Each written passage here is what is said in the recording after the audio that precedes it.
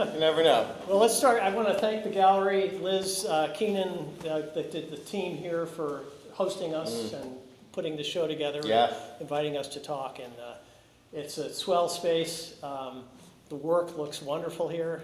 It's stunning, and so I'm very pleased to be able to have a conversation with you. Yeah. And I sent you some questions ahead of time. I'm going to sort of stick to those. Good. More or less. But I thought we might start off with a little biography. Just sort of your journey to becoming a painter. Because not everybody, I notice a lot of fans of Nathaniel Meyer here. But still, for those of us who don't know. I'm a man of mystery. I don't talk about myself terribly often, so it's we don't get it. But my dad was a painter. That was a big thing. Like art was always important in our household. One of the things when I was in middle school, like kids would come up and be like, "I heard you have naked pictures of your mom up on your walls." I'm like, it's not. I mean, yeah, but it's not like that. It's just my dad's a figure painter. That's what he does. But he went to BU for grad school. He had Phil Guston and Jim Weeks and a lot of like pretty heavy hitting classic painters of that era, and so it was always like an important thing in the house. Although he tried to teach my brother and I when we were in middle school, and he set up a still life, and he's like, we're gonna do some drawing now, and we made ourselves unbearable, and he's like, just leave, go, but then when we got into high school, the art room was like an oasis. We went to high school in South Florida, which in a lot of ways, weirdly, was like a prison movie. There was some there were parts of it that kind of really weren't great. And It's Florida for you. Yeah, no, for real. And every once in a while, I'll remember something. I'll ask my brother or a friend who we grew up with. I'm like, is that my imagination, or did that happen? And it's like, oh yeah, no, yep. And they would not fly today. But anyway, the art room was a total oasis. And so we just got in there, and then as soon as we're like, okay, no, there's a little competition going on here. I'm like, Dad, how can I make this better? And then, he's like, okay, finally. And I'm like, yeah, this is how you do it. So, and then I got into it in high school, and then went to undergrad for painting, and then software. Now, back in high school, didn't you try to woo someone with your work? Okay, yeah, there was... Speaking out of school. This. I mean, for years I just wanted to stick a fork in my eye every single time I thought about this. But there was, like, the most just, like, ray of sunshine in human form. One of those people that was born beautiful, so they're just nice all the time because everyone's nice to them. And her name was Lena Johnson. Lena, if you're watching this...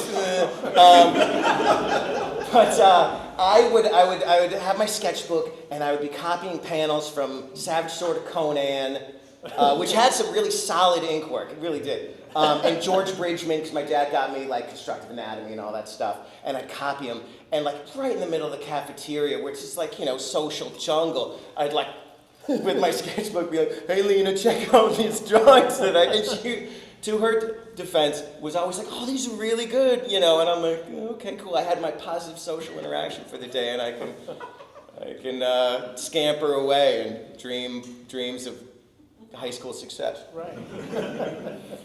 And then you went on to... Oh yeah, then I went on to undergrad at BU.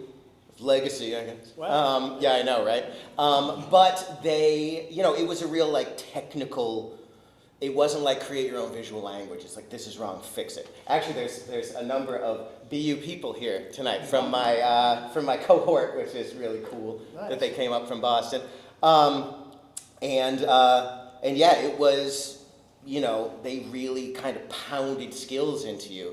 And so when I left there and the student loans came crashing down, at least I could be like, I have this set of skills and I paid this amount of money for it. So it kind of did it was a services for money kind of thing, but it was good. Like I never regretted, because so much of it is like, the history of art is riddled with rich people who hide their wealth, and they just, oh yeah, no, we're all struggling. It's like, you're not struggling, but But like I said, art was super important in our family, so we didn't have like that kind of money, but it was still like, no, go do it because it's important, Yeah. And so I think having that kind of foundation of like, no, it's real. There's stakes. It's super important work.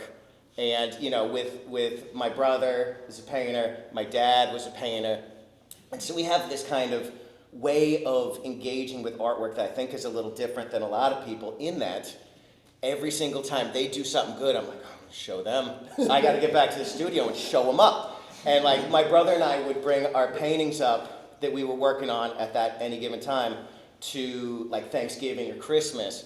And you could just see my dad's wheels turn, and he would just like come up with just the perfect burn every single time. And it's just like, so it was this thing of like, there's a lot of trash talking, like that kind of engagement in visual arts, I think is maybe a little out of the ordinary. Yeah, but like it toughened you up. yeah, and like when my brother and I go out landscape painting, which we still do plein air stuff pretty regularly, even now, as soon as we set up, we like before there's a mark laid down, it's like, you better put that brush away, son, because I'm blah blah blah blah. Like, it just makes it, that's just how we do it, and it's always been kind of, very important, but also like a little competitive. Yeah. And then do you remember your first show, or where you were, or how that happened? my first show was, besides like college stuff, was doing those white tent art in the park things. Oh. That my brother and I, we roll in my enormous van that had all our stuff. We would kind of like be muttering, because it'd be like 5 in the morning, and you'd be so mad about being up so early, and we'd be bickering and like trying to put our work up. And then it was basically selling the work from college. It's like a lot of still lifes, a lot of figure, and then the landscapes that we had done that summer. And where was the park? It was, there was one in Camden, there was one in, just those like weekend, just all up and down. We just loaded into the van and we went. And at the time I'm like, man, I'm so too good for this. I am a damn genius, and I'm here with these hobbyists. Ugh. But, one of the things that I tell my students is I'm like, you're never too good for what, like, the best thing that people can say if they see your work in a coffee house or something is, that person's way too good to be on these walls, and that's great, but, like, you got to start somewhere, right? Yeah. And also that got into, like, okay, yeah, well, I'm doing this work, and it can provide actual income to pay off some of those mountains of student loans. Yeah. Wolves are at the door most of the days, Yeah. And do you remember your first sale? I mean, I just think that would be kind of exciting. But I sold a 5-foot by 4-foot painting of a bike wreck that I had. It was like me crashing forward off of the front end of a bike. I did a series of paintings about all the times I really got hurt. I used to do way more figure stuff. we gotta get this serious, Because, BU was like a real figure-oriented and to think. And so we had this assignment to do a big painting, and I had stretcher bars under my arm, and I had a bag of canvas and stuff, and this was in Boston, and I'm on my mountain bike, and it swung into the spokes, and I spilled out. And classic Boston style, it was a crowded side street, and I'm down, and there's art supplies everywhere, and everybody just walked right by, as I gathered up my stuff with a broken wrist, and I was like, I hate everything. But I did a painting about that, and then right after school, it was up in a Espresso Royale in Boston, and I sold it for $500. Whoa, nice. Yep. I don't know what it was that great. Is. Yeah. It's a big moment for me. Yeah. And so, did you start with landscape? I mean, I've it does sound always like you were doing done figures. landscape, Okay. but I kind of was all over the place. Like, as we did the figure stuff, but you can't, like, especially in the early days, I couldn't afford a model, so it was either if I had someone who was willing to sit for me, I do a lot of self-portraits. I still do a fair amount of self-portraits, keep the skills up, Yeah. But when I was probably 18, my parents bought, both my brother and I, French easels for Christmas one year. Ooh. And that's the same one I still use. I've done every single plein air landscape I've ever done on the same easel that, like, they got me when I was a kid, It's pretty awesome. And so yeah, we would just go out in the summertime, and there was just a couple times where I would be just got into painting, like real serious. I was not that serious in high school. It's just something I was pretty good at because I had help. Then, but you know, when you're in school and you're just like, you go to parties, you talk about art, you go to, you know, it was 9 hours of painting, 9 hours of drawing, 9 hours of sculpture a week. No other classes, because I took AP classes in high school, so I didn't have to take math or English or anything, just art, bam. And it was awesome. I was in heaven. And, you know, so then when I'm doing these landscapes, it was like I have these painting skills now, and you're just out there. And there was just something about being out in the field. It was up in Korea on this island called Outer Bar Island, and I was just like, I'm just having the best time right now. Yeah. And we'd bring some beverages, we'd gather up driftwood and cook hot dogs on the burning driftwood, and you know, it's like a whole day. And it was like, man, this is the life. Were you aware that Hartley had painted there? Yeah. Yeah. Okay, so here's the thing. This is a slight tangent. Sorry. I have often found when you ask someone which artist they like, they're going to pick someone who is of the moment, and they want to attach themselves in the discourse to this person. Mm-hmm. But if you ask a person which painter they hate, they'll give you the right answer every time, and all of a sudden passion levels go up, and they're like, Renoir sucks, or you know, whatever. Yeah, yeah. And I'm not a huge fan of Hartley. Yeah.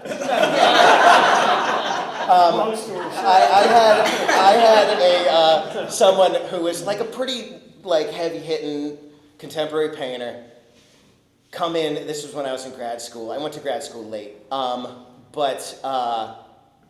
and she was like, "Do you look at Hartley?" And I'm like, "Yeah, I don't really like Hartley." She's like, "You need to look at it until you understand it." And I'm like, I understand it. Like, I just don't like it. Like, you know, you don't have to like everything. And like, that's the thing. I mean, also, I think with, you know, the way that we grew up and arguing about art and stuff, it's like, if you like everything, you don't really like anything, you know? Yeah, and I think that, like, sometimes, you know, whatever, he's doing all right. We're still talking about him, you know? Yeah. But no, it's, the church that he painted that's in Korea is still there. I know. You know, it's crazy. It's kind of like, Yep. being in the territory. So you've credited the Golden Age illustrators as one of your influences, and could you talk a little bit about that, sort of how you discovered them and how that... I discovered them... We're talking about Wyeth and... Yeah, J.C. Leyendecker and N.C. Wyeth especially, Arthur Rackham. I think that most of it was they had these, back when people bought art books, and they were, I think it was Taschen, and they were cheap, and it was no words, just pictures, just the way I like my art books, you know? Don't explain it to me, just show me. And there was an N.C. Wyeth one that was made, it was my brother's, and, you know, just looking at it, and just like, just unstoppable technique, you know? And also, and it was funny because I heard this brought up recently of another artist who was like, saw this show, but it was the show up at the PMA. It's called Precious Time. Yeah. You know, it was the early 2000s, probably 2001.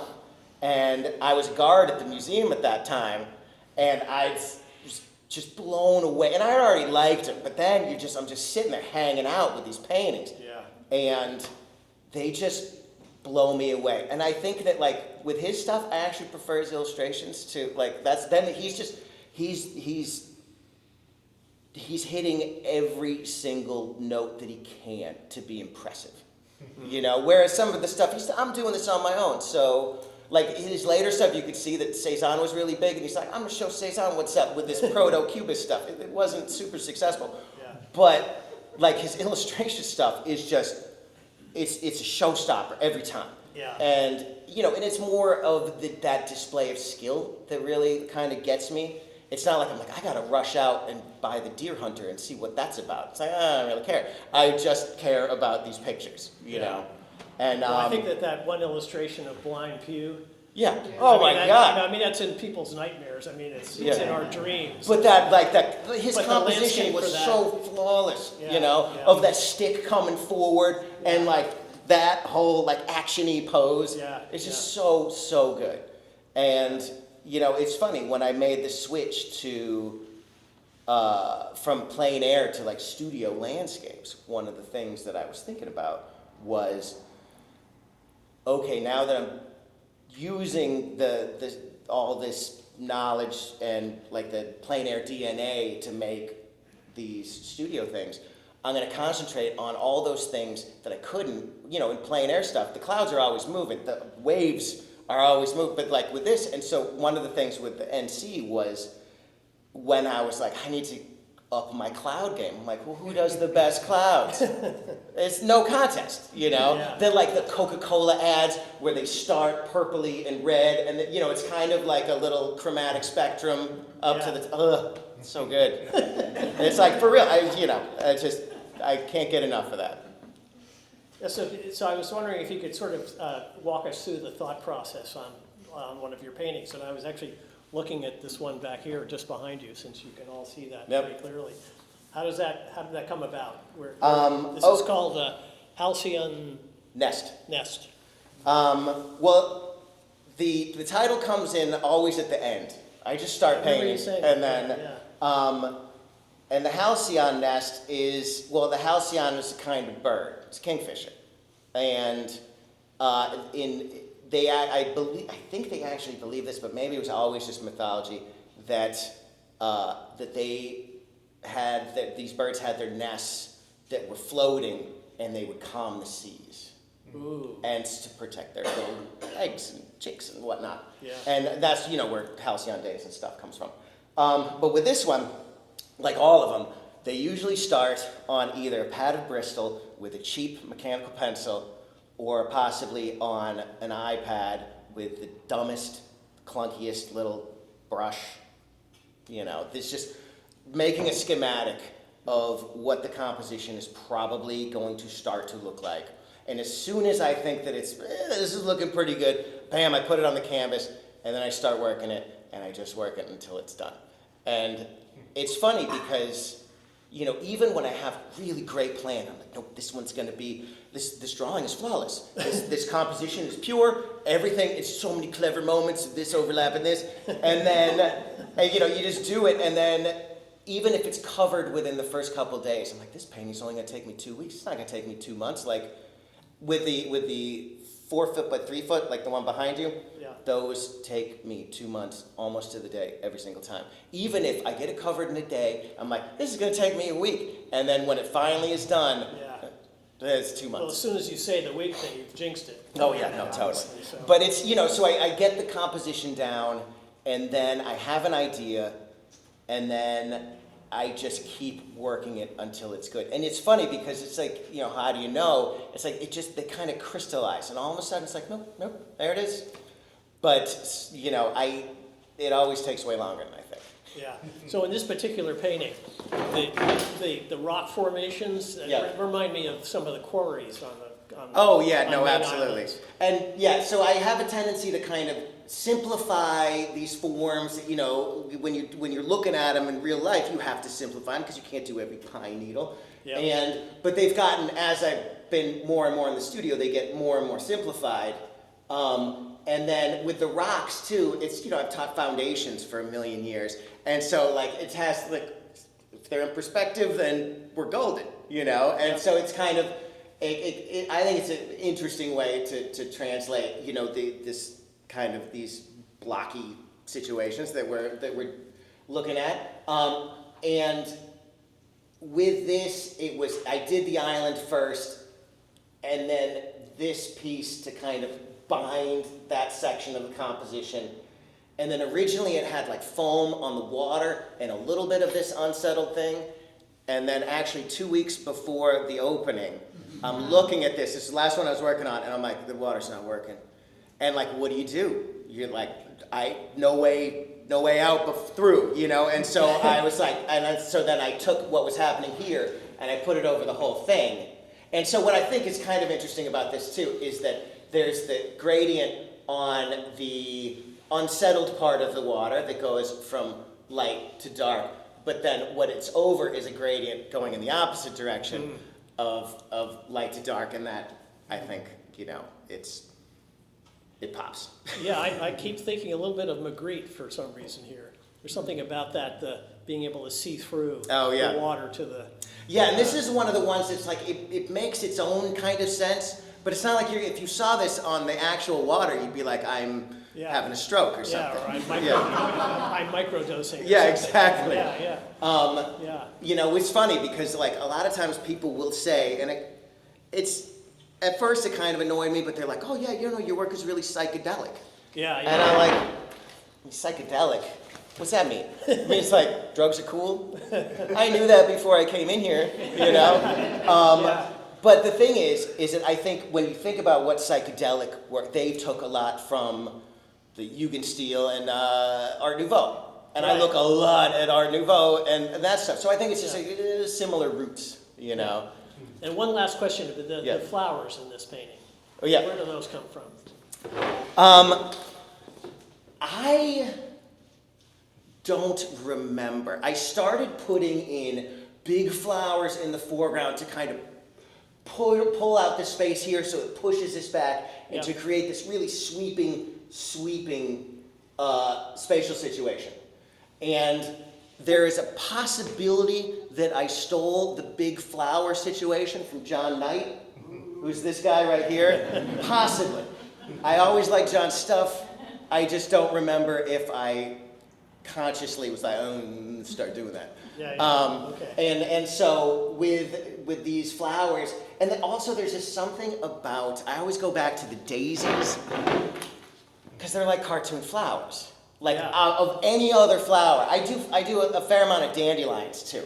But, and those are kind of, because they're little bent rectangles over and over again. And so, it's funny, because this kind of work probably wouldn't appear as very transgressive to the average viewer. But like since I grew up with my dad, Gustin, all these guys, paint from the shoulder. Don't articulate the fingers. What do you? It was what my dad would say. It's wristy. It's wristy. Yeah. So you had to be virile. Yeah, and so all this stuff was like big, movements and stuff, and it's powerful work. And there's a lot of great work. My dad was a hell of a painter. I don't want to make it seem like I don't like his work, because he was so goddamn good. But giving myself license to be like, I'm gonna get wristy. I'm gonna get real wristy. And it's just like that to me was like, man, I'm bucking the system over here, And but to other people that wouldn't really, I think, register. Yeah. So how does your palette develop in the process? I was thinking about this one actually. The color. Well, this one, going back to how I plan a painting. Yeah. I actually have a series of photos from this that it started out as a daytime painting, and then it did this. It had a column of, it happened a lot in the 19th century where you'd have the sun or the moon, and then you'd have the reflection. Munch did it a million times, and it just showed up a million, and then it just disappeared. No one does it anymore. It's a really weird thing. I don't know if it has a name or whatever, but it started with that. And I went through a million changes. There's 18 paintings. And when I look through the pictures, I'm like, well, that actually was pretty good. I could have actually finished it within a week if I kept going on that. But I just kept changing it. And so 100 years from now, when they do an X-ray of them. Oh my God, yeah. They're going to be like this. Especially with the technology then, there'll be but in terms of my palette, I was given a palette in Painting 1. Boston University. Ann Harris, hell of a painter. Oh, she was my Painting 1 person, and it was tight white, Naples yellow, yellow ochre, burnt sienna, cad red, alizarin, ultramarine blue, phthalo green, raw umber. And that's what I use now. Wow. I took out phthalo blue until last year. I'm like, I don't need it. Ugh, I hate it. It's poison. But the fog, right? Can't Yeah. make that without Yeah, phthalo. yeah. And so it's just funny that I think that for me with color, it's more important to know exactly what your paints are going to do. To be like, I'm looking at that color right there on your vest. I can do it in 3 moves, you know, and that is so important. Was that the whole index of refraction thing with paint, right? It's like if you put too many together, you'll get the color, but it won't reflect out as much light. If you get it in 3 or less, maximum luminosity. And so with that, I've found that keeping something like as predictable as possible, so I just know it. Because, you know, one of the things I try to do with color is, I think, and this is an expression I don't think they use much anymore, but I used to hear this in the 90s, of like establishing a color world within a painting. And like if you get it and they all mesh, then it suggests an atmosphere, a quality of light that's hitting, you know? And if you get it right, it's perfect. And if you have one thing that's off, it throws the whole thing off, and it's really hard to tell what's throwing it off, you know? Yeah. And so like, but with that color, I mean, color is super, super important to my work. I think that's the thing that makes it noteworthy, is the color relationships, you know? And I don't think it's necessarily the ones that I'm using so much as it is the way that they interact with each other. I mean, when they're working. Yeah. So what's your studio routine like? I'm just curious as to... My studio routine is, I am a very regimented person, which is funny because I lived a prolonged adolescence, which was awesome. But now all I do is I wake up, I make coffee, I walk the dogs. This is like, I naturally wake up at 6:30 now, and so I'm in the studio by 7. And these days I have a little shed. It's a garden shed at my girlfriend's place. She was lovely enough to let me, are you using the shed? Can I, you know? And so, and actually, yeah, her ex-husband, who's a super dude, helped, like he removed half the rafters, so, and put in outlets. Great guy. And so it's a 10 by 15 garden shed. But the back wall is, I have 15 feet high, 10 feet wide. It's like all of these were done in a 10 by 15 garden shed. And it has a wood stove, and there's something about having a wood stove in a studio that, I mean, I feel like Bilbo Baggins, you know? Like I come in and I start my fire, and then I get to work, you know? And I usually work till 3. It's the Hemingway schedule. And then I go out and I revive the lost art of conversation over drinks, hopefully. There we go.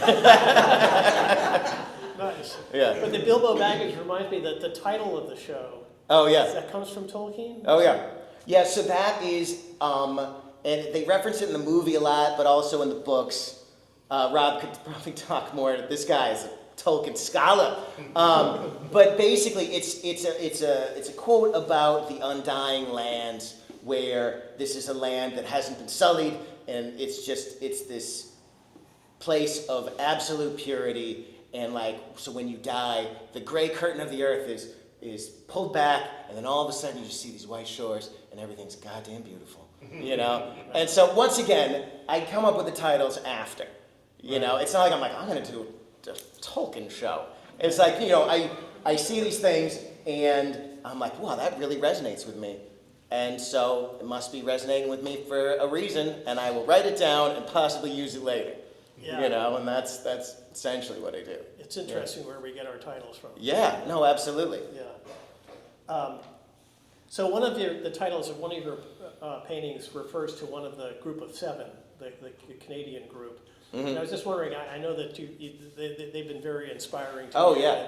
And when did you first come across Well, them, and how has that worked? I was incredibly ignorant of their work and also so many others. Like, I just got into this thing of, I just do my own thing, I don't really pay attention, like, just paint. And so I am painting, doing mostly landscape, And I'm thinking to myself, it's a pretty unique way of translating the main landscape. Doing pretty good. And then someone, and this was way after I should have realized it, this was probably in 2008, 2010. Someone's like, have you ever seen the Group 7? And I look at them and I'm like, son of a bitch. Like, they are doing essentially what I was doing, but better and 100 years ago. You know? And this, you know, it's a kind of kick in the teeth a little bit. But you're also like, you're finding kindred spirits, right? You know, because that's one of the cool things about painting, is that these people that you feel so much kinship and camaraderie with been dead for a long time, but you're like, that's my boy. Like, you know, like, because I understand this person through how they're painting, you know. And so when I saw their stuff, I mean, that was one of the things that kind of like, all right, well, maybe I should explore other avenues of expression. Not like ditch landscape necessarily, but it kind of was one of the things to be like, okay, well, you know, push it in a different direction. Now with the A.J. Kassan, he did a painting called Little Island. It's one of those things. I think every painter has it, where there's just one painting, possibly less than 5, that you're just like, this is perfection, and everything about it is gorgeous, and I love it, and I think about it when I'm taking a shower. Like, it is just one of those things that just pops in your head. You're like, God damn, it's so good. You know, and that Little Island is one of those for me. It's enormous.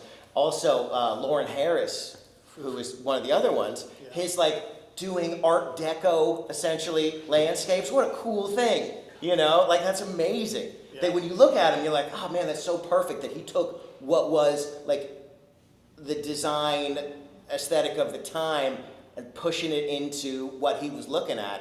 Amazing. Yeah. You know, just really, really, amazing stuff. Well, it's a good segue to islands. When I wrote the piece about you for Maine Boats, Homes, and Harbors, I took my title actually from an incredible string band song. One of my favorites called The Maker of Islands. I don't know that tune. Look it up. It's a beautiful thing. But I wanted to ask you about, you know, I mean, just about every painting in the show has an island of one sort or the other. Where does that come from? What's that affinity? Well, you know, I was thinking, you know, about this talk, and you know how, like, coming up with reasons for why you do things, and like a lot of times, I was at a show at Naga Gallery last week. Richard Raisless, possibly the best living plein air painter right now. Whoa. Colin. But his thing, like, he was talking about like the things that he keeps in mind, but one of them is like, paint first, think later. And one of the things about doing the islands is just like, I just noticed I was doing a lot of islands. So then you're like, okay, why does this resonate with me so much? You know, it's not like I'm like, man, I remember the story from when I was a kid that, well, that's why I do it. It's like, probably. But yeah, when I was a kid, well, I grew up on an island, Fort Myers Beach, but it didn't feel like an island. It had a bridge, you know, it's not a real island. Bridge. But we would go out into Frenchman's Bay, and there'd be all those islands, and we'd be in the world's, actually, this was on a reel, one of the from Moscow, but it was just the crappiest boat that leaked, and the motor worked sometimes, and it was like, when you're a kid, you're like, if the motor dies, we're gonna be swept out to sea, and like, we might die. You know, and like someone was sitting on the bow because we didn't know where the rocks were, and you'd be like, rock! And like that would kill the engine, you'd clunk into it. Like, it was hectic. And then we would go and we'd land on these islands, and we would just go explore. And you'd find lobster pots, lobster buoys, bird skulls. One time, an enormous clamworm that was like this fat. Whoa. And we poked it with a stick thinking it was dead, and it was not. And it was just like, for real, it was like that was the fantastic thing. That's the one that ended up in RFK Jr.'s. Right. It goes all the way from stem to stern. Yeah. Sorry about that. But and so, you know, but the thing is, like, that these islands, going to it was like this crazy adventure, and then exploring it, their own self-contained world. And I think that's a tidy metaphor for painting, that you're trying to establish a self-contained world within the bounds of the canvas. This like this is the light. This is what's happening, and it's its own discrete thing. It's not part of anything else. This is the thing. Yeah. And so I think that like with islands, that's where it comes from me. In fact, I have a quote that I would like to read. Now this is Dozier Bell posted this a number of years ago, and I have not read the book that it comes from. Might suck. But this quote is outstanding. It's from The Regions of the Great Heresy, a biography of Bruno Schultz, don't know who that is, by Jerzy Fikowski, don't know who that is. Yep. But listen up, because check it out. All artists, Schultz believed, spend their lives interpreting images that are stamped in their minds during childhood. They do not discover anything new after that. They only learn how to understand better and better the secret entrusted to them at the outset. Their creative effort goes into an unending exegesis, a commentary on that one couplet of poetry assigned to them. Wow. And that's right. I saw it, I'm like, yeah, that. and so, I really do think that like there's certain things that just happen that you don't even have the faculties to kind of process when you're a kid, but you're like, it's just burned into your brain, and so you just keep making stuff that refers to that. Yeah. Yeah. No, I really believe in islands. I just, it's such a wonderful subject. Yeah. It has everything. Yeah, and my family has a camp on an island, and so that was like a big thing for us. It was like when finances got weird, it was like the one thing that we're able to hold on to. And it is, you're there, no one's hassling you, you're contained, and that's a nice feeling. Yeah. One of my favorite island paintings in the show is the first one on the wall over there. Oh, Monad? Yeah. Yeah. Can you talk about that one just a little bit, where that came from, and the title? Yeah, okay, Monad is, well, there's dyad and triad. Monad is one. So, you're like, well, there's more than one thing there. There's the island, there's land behind, but it's one single island out in a bay. And it's canted to the side, and one of the things that I think about for my paintings that refer to kind of the ocean islands is I think of them like maritime paintings, but instead of a sailboat, it's an island. Mm-hmm. So it's just kind of neat, I think, in my mind, that it's like, no, it's not the ship that's moving, it's the water that's moving, the ship's staying still. Yeah. But the fact that it's like canted over gives it that sense that it's, underway. Yeah. The rays coming off the sun, this is going to make me seem cheap, comes from the cartoon Adventure Time. Okay. You guys know Adventure Time? It's a hell of a show. Like, at first, I thought it was terrible. It's like a kid's show, kind of, but then, anyway, it's outstanding. But the color work in that is outstanding. But, usually, you get your inspirations where you can find them. And there was one thing where all of a sudden, this character is having an epiphany, and there's the sun is like doing, and it also had like animated lens flare, which I thought was really funny. And I paused it, took a photograph. I'm like, oh, I'm gonna use that, And not Japanese flag used that for a while too. It's not like it's a brand new thing, right? But that was one that I'm like, huh. And so, I always try to kind of keep my eyes open for pictorial elements that I think would be interesting. I think that, like, I kind of ascribe to a maximalist aesthetic. It's like a yes and, what can I put in here, Yeah. And once again, I think it's, a little transgressive for me. Like, it used to be, like, according to a lot of people, like, don't put the sun in a painting. Don't put an enormous moon. It's like, no, I'm gonna do it. I'm gonna go as hard as I can and add as much stuff in this. Yeah. And for me, it's just like it is just that's where the magic happens, you know. And like I do feel like a little, ooh, look at what I'm doing. I'm being bad. Bad boy. Yeah, that's right. So, what are you working on now? I'm working on a triptych. It's a commission that I accepted over a year ago. The person who commissioned me is the coolest person in the entire world. They saw my work at Spring Break in New York, and originally I was like, man, Spring Break didn't work out quite as well as I had hoped. But then later, I'm getting calls from people that saw my work there. So you never know, right? And that's a good thing to keep in mind. Yep. It's funny because I think most artists have this real cynical exterior. But like, you have to be an absolute optimist at heart to be like, it's going to work out eventually. They'll be talking about me 100 years after I'm dead, I'm pretty sure. And it's the painting half painted, the canvas half painted. Yeah. Whatever. And so she commissioned me to do this, but she's also like, I don't need to see it. She's like, I like this kind. I like your in the woods paintings. Mm-hmm. And I'm like, okay, cool. I'm like, I'm working on this show coming up, and she's like, man, about a year.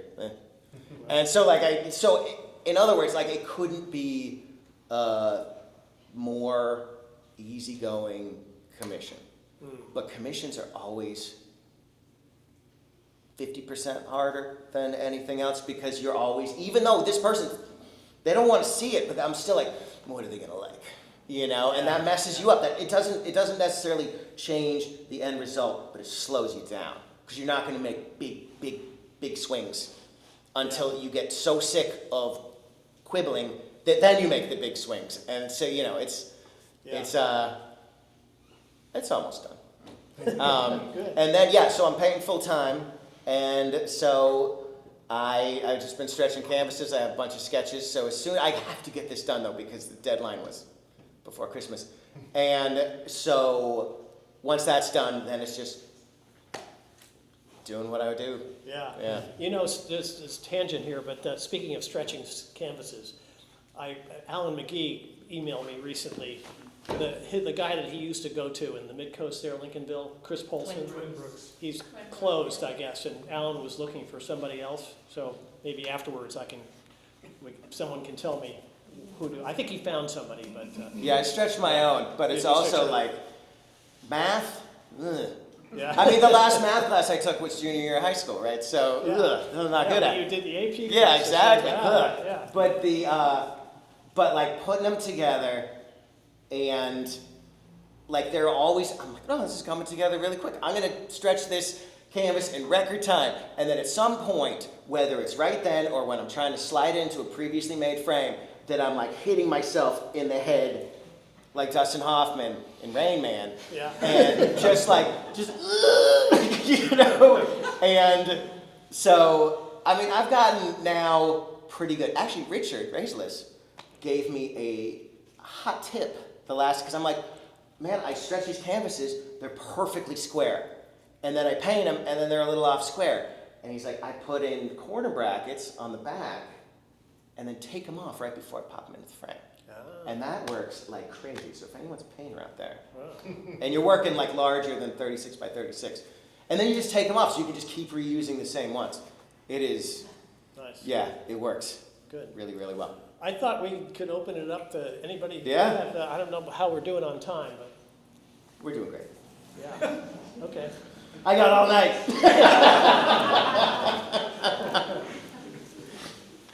But we would welcome questions from anybody. Talk about a specific painting or.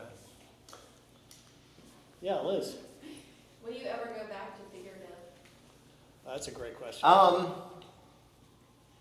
Because I actually discovered or was drawn to your work from that figurative self-portrait. From that huge okay, so if it's another triptych of me as a 12-foot tall levitating god, then yes, maybe. That's what I knew. I knew it. That was a big, I still have, it's in my garage, and you know, it was made modularly, so like the center panel is like 6 foot by 4 foot, and there's 2 of them. And so it's just leaning in the back of the garage, so when you pull the car in, there's just me like, I still do self-portraits all the time to keep this. There's something singularly rewarding about really nailing a self-portrait. You're like, that's exactly what I look like, and like, man, you can see those bones. I mean, my bone structure is not what it used to be, but they still poke out in certain places. And so, and there's just certain, like the color challenge of doing human skin with a very specific kind of light on it, like that's huge. But in terms of like doing, like if I had figures in any of these, you would think about what the figure was thinking and what their motivations are. Whereas with no figure, I think you think about what your motivations were. Like if I was here, I'd climb up here and I'd do this and I'd do that. It's kind of like those old, this is really gonna date me, there used to be these little toys called Shrinky Dinks. And it was a thing that you colored and you put them in the oven, they shrank. And so it'd be like, oh, it's a bunch of Scooby-Doo stuff or something. And then they would have like a placemat where you could put the little figures. And so, yeah, I mean, Shrinky Dink backgrounds. I should really look them up. Maybe they were amazing. Yeah. Wow. But of having that tableau for one to have a flight of fancy. Whereas if there's a figure there, then you're like, oh yeah, that person looks sad. Why are they looking sad? Right. So I think if I did figure stuff, it would be a departure from, it would be figure and not figure landscape. Cool.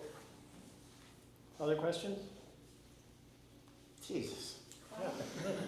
Oh, there's some. Yes?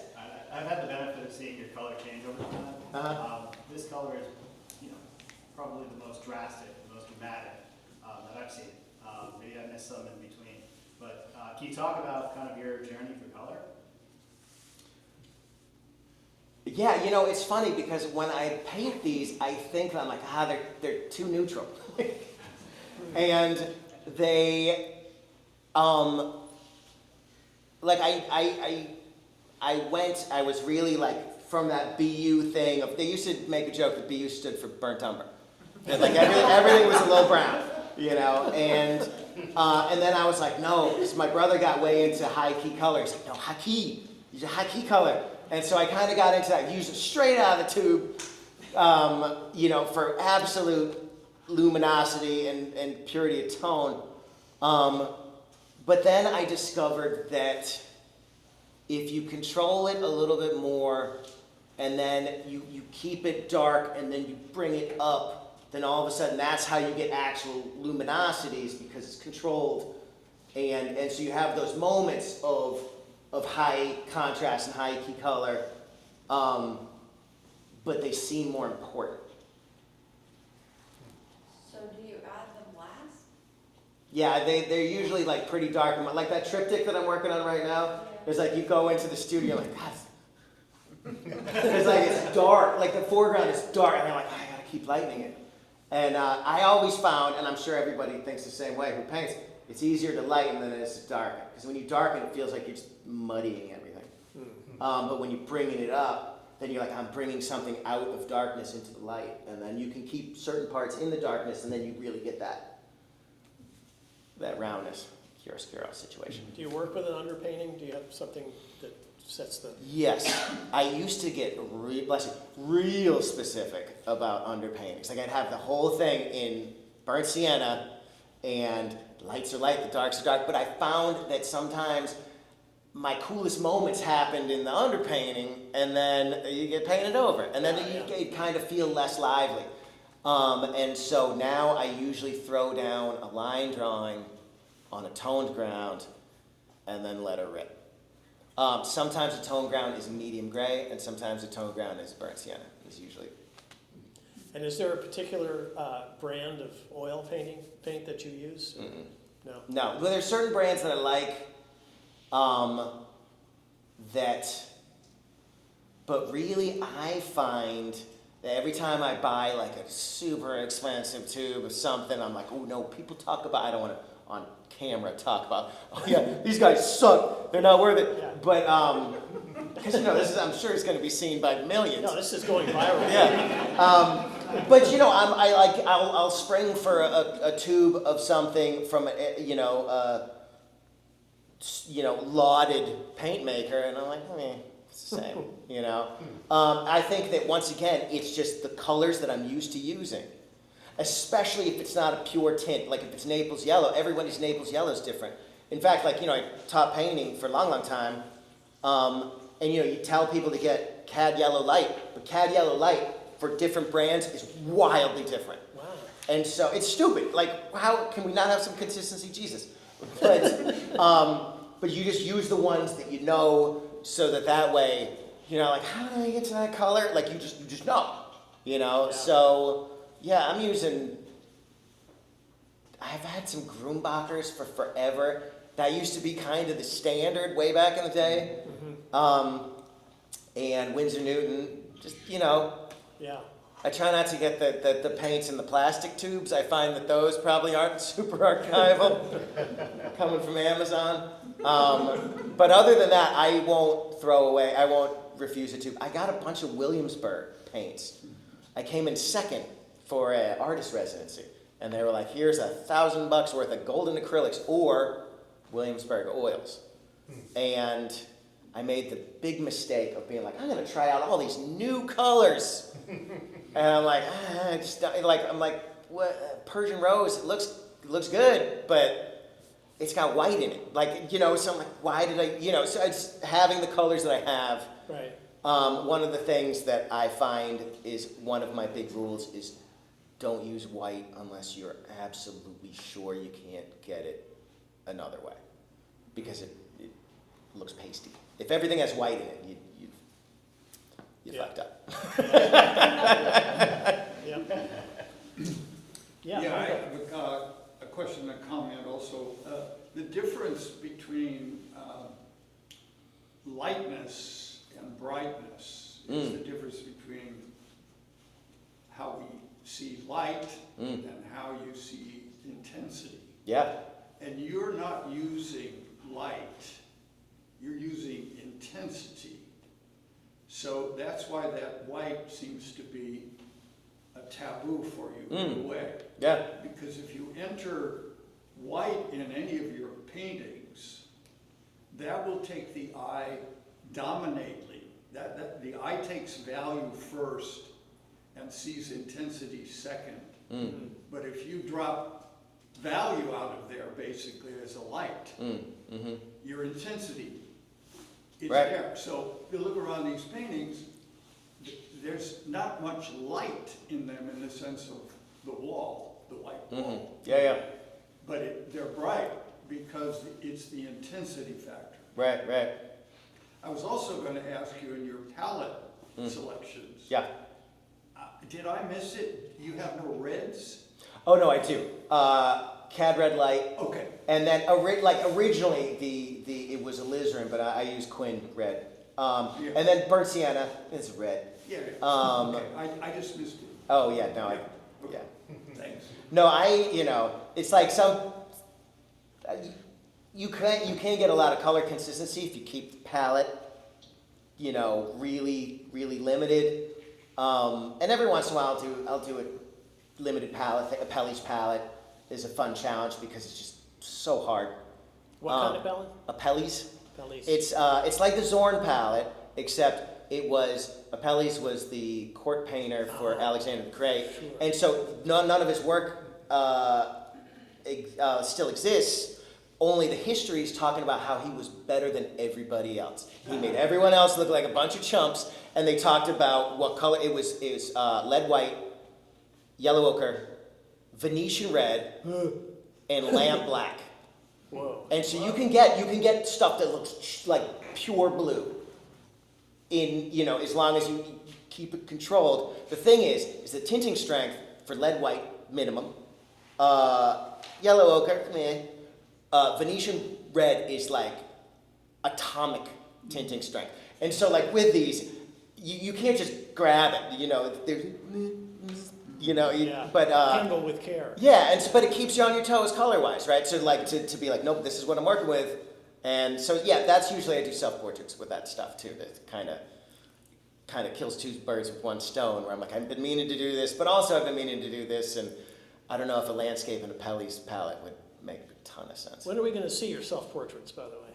Whenever you want. Okay. I mean, I could bust out my phone right now, but I don't think it'd be that interesting. Yes? One of the things that's interesting to me in the paintings is the combination of drama and also like super quietness. Mm. Like there's this very, almost a lack of movement in a way. Everything's very like solid. Even the atmosphere is quite solid to me as opposed to atmospheric atmosphere. And yet because of the color, I think really there's this, drama that happens. And I think it's somehow that you're toggling back, or I'm toggling back and forth between those things. It kind of makes them interesting in a certain way. Is that Yeah, it's just me? what's that? Is it just me? No. I mean, it's also, I think, too, because they're very carefully composed, and so like everything is kind of locked in compositionally. Yeah. That's going to, kind of give it a stillness. Yeah. That, and also obviously I really try to have all my edges be hard edges. There's no ambiguity. Which there's a lot of ambiguity in real life. I don't care for it, but like in painting, right? It's just like, no, this is grass, this is water. Like I don't do a lot of the impressionistic trickery, which I love. But it's it's a stylistic concern, right? That I think does create. It's like it leans harder maybe into design. So you see a moving wave, but it's not like, oh, this is the thundering power of the sea, necessarily. No, they're graphic. Yeah. They're like distilled and very graphic. But the color then makes something. Yeah. Great question. Colin? So when you do you talked about like the not doing the sort of value study under painting because you like the freshness of that first touch. Knowing how carefully and how long you spend like layering paint on these, does that first touch stick around in any of these paintings? No. But like, does it? No, they're painted over and over and over again. So, but that you still like that freshness of getting color in that first touch, just because it influences the. Yeah, and it's also I just feel that like getting that specific in the underpainting is wasted effort because it's gone and it's going to be under 6 layers of paint at least, and so I think that I also kind of want to get to the fun stuff of like I'm going to get it covered, and then for me the fun stuff is getting wristy and like fixing it, it's like they say like there's no such thing as writing, there's only rewriting, and that's True that. the kind of what I think about with this is just like, no, you do the best you can and then you fix it.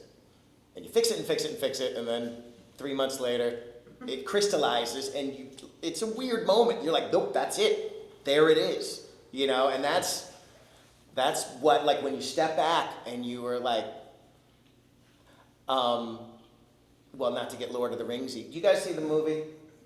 Yeah. When Gollum gets the ring, and he's like, are you seeing this? And he's like, right before he dies, he's like, whoa, look at me, I'm the man, I'm top of the heap. And that's what you're like, when it crystallizes, you're like, yes. Everybody's stupid but me. And that's a beautiful moment. And I mean, I'm sure that everyone here who paints knows exactly what I'm talking about.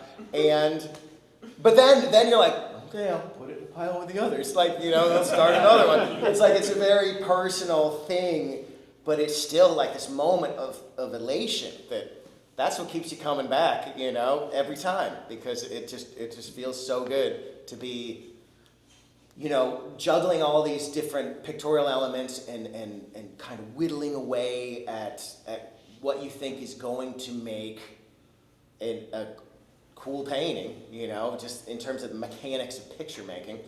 And then when it comes together, that's it. Nothing better, in my experience, Well, Nathaniel, thank you so much for sharing your relation and all of your, all of your working process and everything with us. It's just tremendous talking. Oh, well, to you. hey, I really enjoyed it. Thank you so much for coming up.